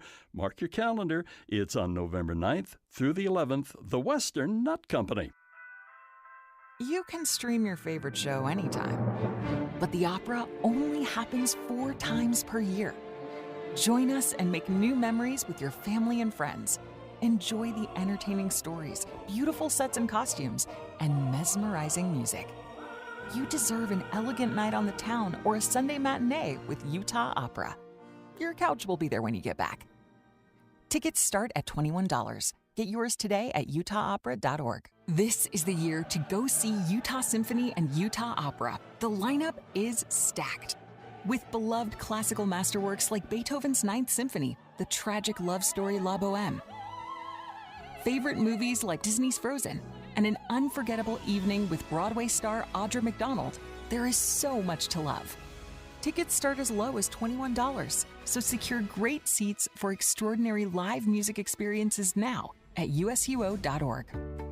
Tim Jr. here from RGS Exteriors. And let's face it, it's time to update the look of your home's exterior. When was that thing built? In the 50s, 70s, 90s, the 2000s? Well, it's looking like it. Faded siding, drafty windows, leaky gutters. It's time to take action now. RGS Exteriors has been taking Utah homes from drab to fab for over 5 generations. We only use the highest quality materials like James Hardy siding and gutter topper gutter covers. You will be blown away by how much different and better and awesome your house can look. Your neighbors will be jealous, your home value will go up, and most of all, you're going to love it. Everything we do comes with our industry-leading 10-year everything guarantee, so you can sleep like a baby, knowing if anything goes wrong, you're 100% covered. For a free estimate on your gutters, windows, siding, or anything on your outside of your home, call RGS Exteriors at 801-280-3110 or visit us at rgsutah.com. That's rgsutah.com.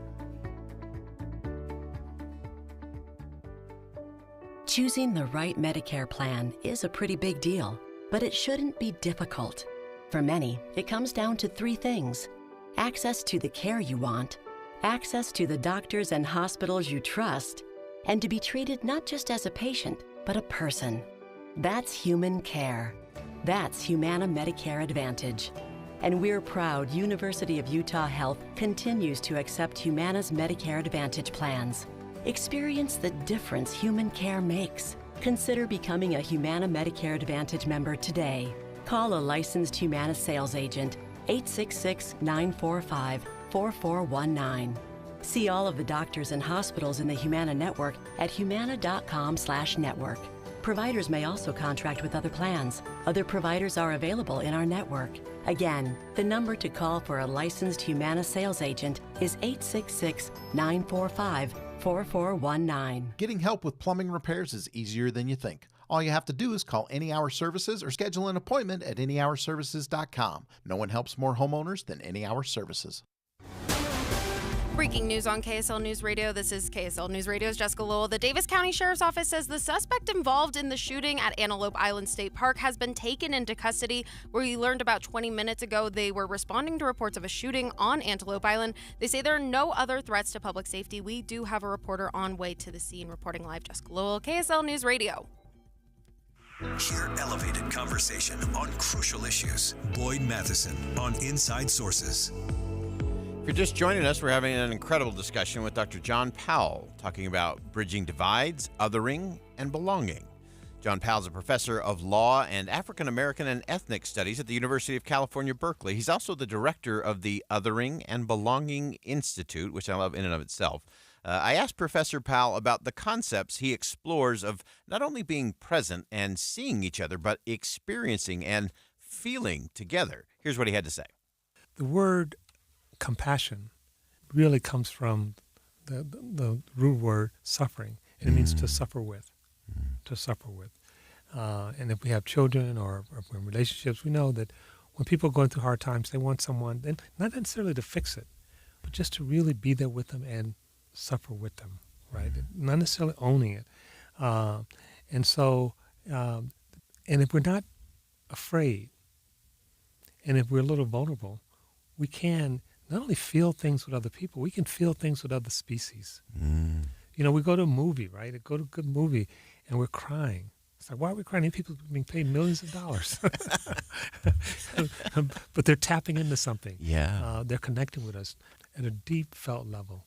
Part of the thing to do is sort of to connect those two things, connect our deep feelings and our intellect. Not one or the other, both. I talk to people all over the country, and sometimes people say, how do you do it? And I say, I almost always start off by just telling me, how are you doing? What's worrisome in your life? How are your children doing? Yeah. The thing that I it's very effective. Here's the rub, though.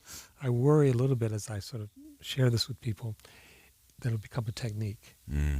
And people will go through the mechanics. Yeah. I'm asking all the right questions, but I'm really not all that interested. Yeah. You know, or only asking those questions so that at the end of the day I can persuade you. That's not really listening. No. Really listening is being fully present in a heartfelt way. Now here's the sort of conundrum that when you actually fully listen, you actually do change the person. Yeah. But you change as well. That's right.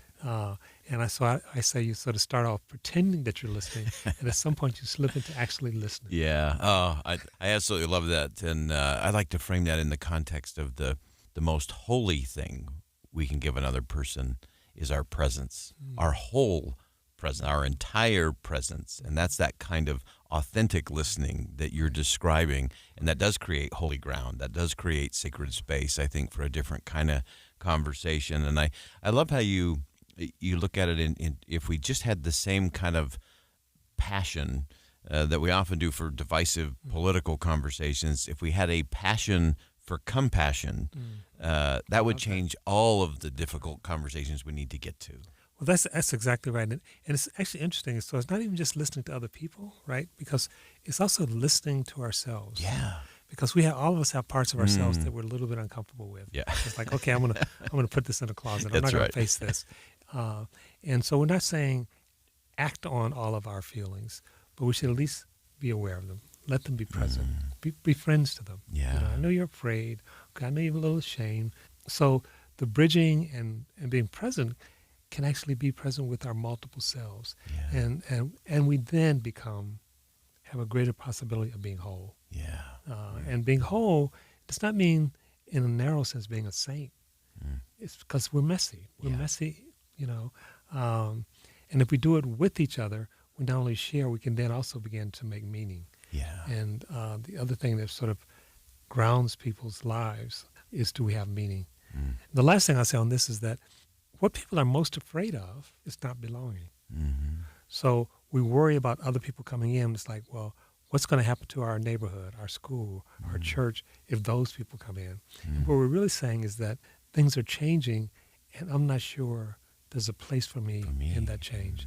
And so to some extent, other people, because we want to belong. Yeah. So we say, can we actually have belonging without othering? Wow. That's the ultimate test. And that requires real humility. Right. And to recognize that oneness is not sameness. That's right. And that there is a space for everyone. Before I let you go, Professor Powell, give us some insight. I know you've got a book coming up in April. Right. Give us a little sneak peek. We're going to have you come back and talk about that in I'd depth. love to do that. But I want to give a little sneak peek there. So the book is called Belonging Without Othering, Saving Ourselves to Save the World. That's the subtitle. And it really goes through, it looks all around the world of othering. And we actually are very deliberate about saying othering. We're not saying sexism, racism, religious hostility, because all these processes is saying people who are in some way different are not fully human. And those are sociological, those are made up. Yeah. So, for example, most of your listeners will probably not realize that only 50 years ago, and someplace still true, left-handed people in many societies were considered devils, considered close to evil. Yeah. There's nothing special about being left-handed, right? So the genocide in Rwanda was not over race. They're all the same race. It's not over ethnicity. They were basically the same ethnicity. Not over language. They spoke the same language. What was it over? Well, one of the issues was how many cows did you have? So it's like, you only have 3 cows? Then we can't be friends, right? So what I'm saying is that we other people, we sort of make this up. And so what we do in the book is try to go through looking at a lot of the struggles around the world and say, this is not just a U.S. problem. This is not just a European problem. This is not just it's what humans tend to do, but also we reach for each other. So we have both impulses. We have the impulses to be afraid and organize in this sort of small little we, but we also have this impulse to connect. Which of those impulses actually end up taking hold depends on, in part, stories, depends on support, living into it. And we don't know how things are going to settle. Yeah. Because we see people making larger and larger we's. I just came back from Europe. Think about it. Before World War II, every 20, 30 years, little countries in Europe was fighting each other. Right. And the idea of Germany and France being friends, not likely. And now you have the EU, which is not perfect, but part of it was the saying, can we create a bigger we? Can we create a we that's not just German? You're still German, but you also can be European. And they didn't just do it in a philosophical way. They say we're going to create a new currency called the euro that you can now use. So use money all over Europe. They say if you live in Germany and you want to go to school in France, fine. You can travel across these boundaries. So they've created institutions and a story to actually help people see a larger we. I love that. Institutions and principles and policies that foster and create that bigger we. I love that. Professor John Powell, what a gift. Such a privilege to have you on the program today. We look forward to having you back. We'll get you back here to Utah very soon. But I look forward to it. Thank you for joining us for a crucial conversation and a lot for all of us to think about today. Thank you, and thank you for the work that you do. That's Professor John Powell from Cal Berkeley, and talking about othering, belonging, and how we actually begin to build bridges across society. These are crucial conversations. You're going to want to go back and check out the podcast. You have to re-listen to it. There's so much in there. It's so rich, so layered. Big thanks once again to Professor John Powell from Cal Berkeley joining us today. That wraps up Inside Sources on KSL News Radio. Thanks for joining us. I am Boyd Matheson. And as always, as you go out into the world today, build a bridge. See